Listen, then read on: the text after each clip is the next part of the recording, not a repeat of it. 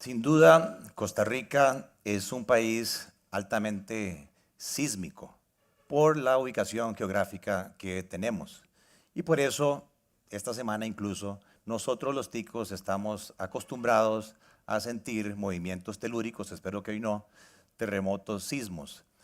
La forma de prepararse o de planear es a través del código sísmico. ¿Qué es el código sísmico? Bueno, no es más que un conjunto de normas, un conjunto de buenas prácticas que tienen como propósito fundamental que el diseño de las obras civiles, de las edificaciones, cumpla con ciertos lineamientos básicos, primero obviamente para garantizar la vida de la gente que va a estar ahí. En segundo lugar, mantener la calidad estructural de las edificaciones y pues también resguardar todos los bienes que están en las casas o que están en los apartamentos. ¿Qué pasa si por alguna razón el código sísmico se incumple? Alguien pensando en que supuestamente va a tener ahorros de costos, hace una edificación y respetando estas normas o estos lineamientos básicos o mínimos. Pues sencillamente, como lo vemos aquí, ante el menor movimiento telúrico, la construcción no soporta el movimiento telúrico correspondiente. Se suponía que en mi lámina el movimiento telúrico se iba a dar y que el edificio se iba a caer. Yo aquí no lo estoy viendo, no sé si ustedes lo están viendo, sí, ustedes sí lo vieron. No solamente el problema está que ese que tomó la decisión de irrespetar un código que es mandatorio puso en riesgo su edificación, sino que también nos corremos el riesgo de que haya un efecto rebote o un efecto contagio sobre otras edificaciones que sí respetaron el código sísmico y que se construyeron sobre cimientos sólidos. Eso es lo que nosotros en finanzas o en el sistema financiero llamamos el riesgo sistémico o el riesgo contagio o el efecto dominó. Bueno, yo he arrancado esta charla sin ser ingeniero estructural porque creo que hay mucha similitud entre el diseño estructural, el código sísmico y el diseño de la estructura del sistema financiero en el mundo y en particular, como voy ahora a desarrollar en el caso de Costa Rica. Y si no, recuerden la reciente crisis global del 2008-2009. Se crea una innovación, se crea un nuevo producto denominado subprime mortgages, sobre el cual se empiezan a construir utilizando derivados financieros, productos sintéticos, conocidos como mortgage-backed securities, una serie de negocios, ¿verdad?, crecientes, pero como lo vemos acá, resulta que cuando vino el menor movimiento telúrico, que fue una pequeña subida en las tasas de interés de esas hipotecas que no tenían calidad y que se habían financiado con una relación de préstamo a valor del avalúo más del 100%, pues entonces toda la estructura era endeble. Y no solamente se cayó, ¿verdad?, el sistema de Wall Street de ese país en particular, sino que hubo una crisis de carácter global con pérdidas trillonarias y con consecuencias sociales que aún al día de hoy estamos nosotros experimentando.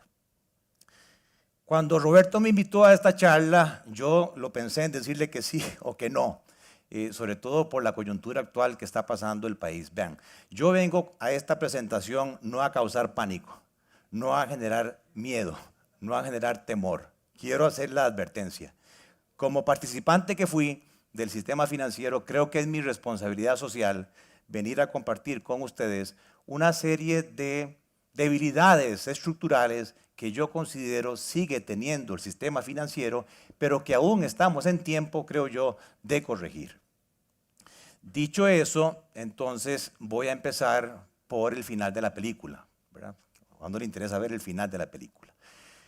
Y para mí, desde el punto de vista muy personal, yo considero que la estabilidad del sistema financiero costarricense hoy no está preparada, ojo, totalmente para soportar una crisis financiera sistémica sin que haya pérdidas fiscales considerables, especialmente porque hay una garantía ilimitada de los depósitos en favor de ciertos intermediarios.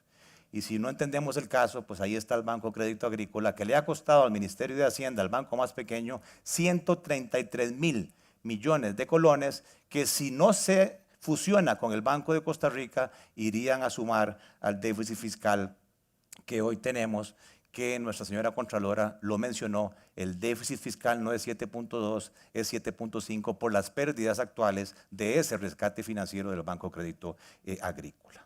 Ahora, todos sabemos que un sistema financiero, sus cimientos sólidos, la estructura sólida, se construye sobre dos principios básicos: confianza y credibilidad. No nos podemos dar el lujo en la coyuntura actual que se pierda la confianza en alguno de los intermediarios, no importa si su carácter es financiero, si su carácter es bursátil, por el efecto contagio que esto tiene en el resto del sistema. Temas como la liquidez, a propósito de los acontecimientos de los últimos meses, una buena gobernanza, la calidad de los sistemas de información, la capacidad, experiencia, conocimiento de las juntas directivas y de la alta administración, una visión responsable e integral del manejo de los riesgos operativos, de crédito, de los riesgos de mercado, son elementos mandatorios que, así como existen en la construcción, en el código sísmico, deberían ser parte de la estructura fundamental del sistema financiero, sin ninguna duda. Yo voy a proceder ahora a hacer una serie de señalamientos sobre las debilidades que en distintos estudios se han identificado, sin ser exhaustivo, pero sí haciendo un repaso de dónde creo yo que urge tomar las medidas para solidificar la estructura de este edificio que llamamos el sistema financiero. Lo primero es la supervisión. Vean, yo viví en el sector financiero 30 años y reconozco que ha habido avances significativos en la calidad de la supervisión en general del país. Pero cuando uno compara el sistema de supervisión costarricense con las mejores prácticas internacionales, se da cuenta que aún nuestros supervisores carecen de las herramientas totales para poder identificar tempranamente los riesgos y para poder minimizar y resolver ágilmente los problemas. Entonces, ahí yo creo que hay que trabajar más sobre la resolución de problemas y sobre las herramientas que tengan los supervisores de actuación. En segundo lugar, hemos dado un gran paso. Se ha cambiado el enfoque de la supervisión. Hoy se llama supervisión basada en riesgos. En el pasado nosotros nos evaluaban en función del CAMEL. Ahora que estaba practicando dije esto, me dice Roberto, ¿y eso qué diantres es? El CAMEL. Bueno, es el sistema que existía antes para medir, para calificar a los intermediarios. Ahora nos estamos pasando a una supervisión basada en riesgos que, para mi gusto, su implementación ha sido más lenta de lo que uno quisiera. En segundo lugar, creo que hace falta una mayor coordinación entre las 4 superintendencias. Creo que hace falta una visión de bosque de los grupos financieros y creo también que hay que incorporar necesariamente el rol del Banco Central como ente rector de la normativa macroprudencial. Y hay que definir los territorios, las competencias que le toca a cada una de esas partes. Yo creo que ahí hay tarea todavía que hacer, aunque, repito, el camino va bien encaminado. Yo tengo que decirles en carne propia, esto lo viví, por eso puse esa lámina, 10 y 11 de agosto del año 2004. Estoy hablando prácticamente de hace 20 años. Cuando, con base en un rumor infundado, casi nos quiebran en aquel momento el BAC. Y por eso yo llego a concluir que incluso hoy la red de seguridad financiera que tiene el sistema es incompleta y es insuficiente. Arrancando por lo que se llama el prestamista de última instancia o lo que se llama técnicamente el redescuento. Cuando estábamos nosotros en media tormenta, nosotros tratamos de hacer uso de los préstamos de emergencia que hace el Banco Central a través del redescuento. Primero, dice el reglamento, tienen que convocar a un comité de 3 personas para determinar si efectivamente el banco está en una crisis de liquidez. Y los que hemos pasado por ahí, ¿verdad? Uno sabe que cada minuto es oro.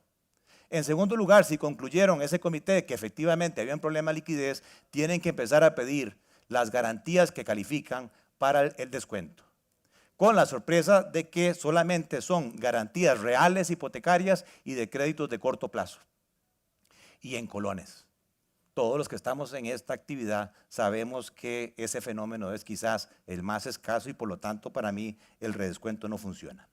Sé que desde el año 2004 la Asociación Bancaria Costarricense le planteó al Banco Central la creación de un mecanismo alterno de préstamos de emergencia y hace un par de semanas salió, 20 años después, el reglamento sobre esa instancia. Pero aún no se han hecho las pruebas operativas. Una cosa es graduarse con honores de natación en una pizarra y la otra cosa es aprender a nadar cuando a uno lo tiran a la piscina. Simplemente se ahoga. Entonces hay que hacer las pruebas desde a quién llamo, todos los teléfonos de la casa, del celular, de la novia, de la esposa, ¿verdad? De las autoridades correspondientes.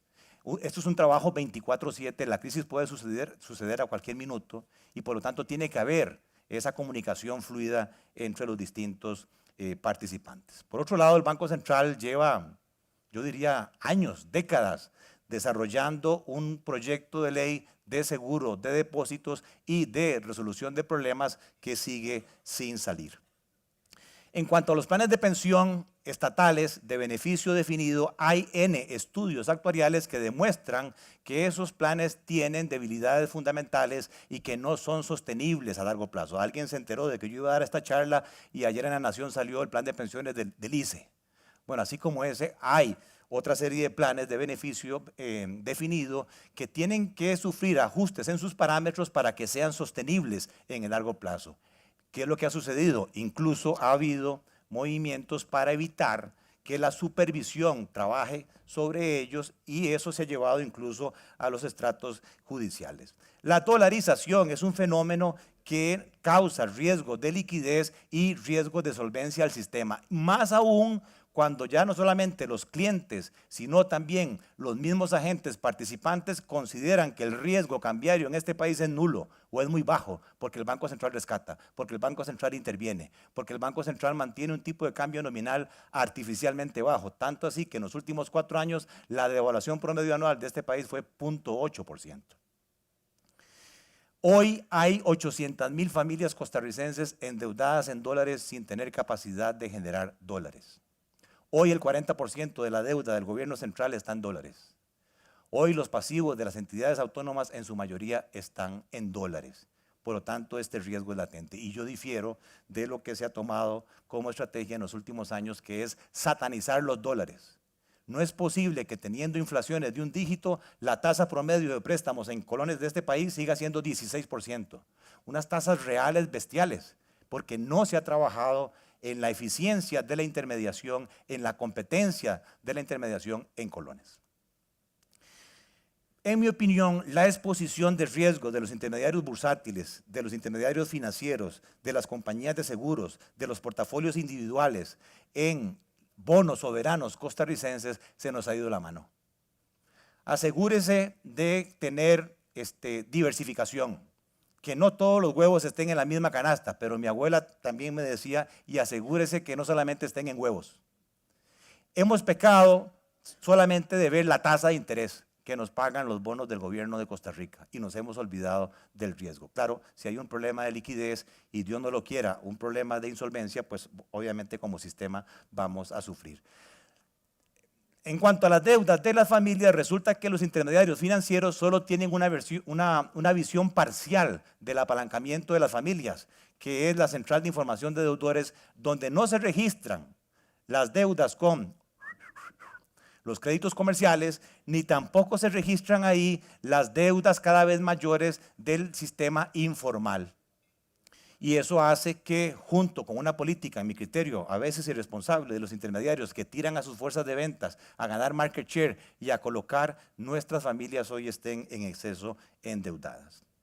Y por último, no tenemos una estrategia nacional de inclusión y de alfabetización financiera. Sé que hay esfuerzos individuales que hay que reconocer, importantes, pero esto es un problema nacional que debería estar en el Plan Nacional de Desarrollo. ¿Qué es lo que sucede? Nuestro ciudadano común no tiene la capacidad de calcular una tasa de interés efectiva para ver cuánto realmente le están cobrando en el financiamiento, sino que a lo sumo, bueno, dígame cuánto es lo que tengo que pagar por mes en esa pantalla High Definition. ¿Me alcanza? ¿No me alcanza? Me la llevo, me la juego, pero no sabe cuál es la tasa de interés que se le está cobrando.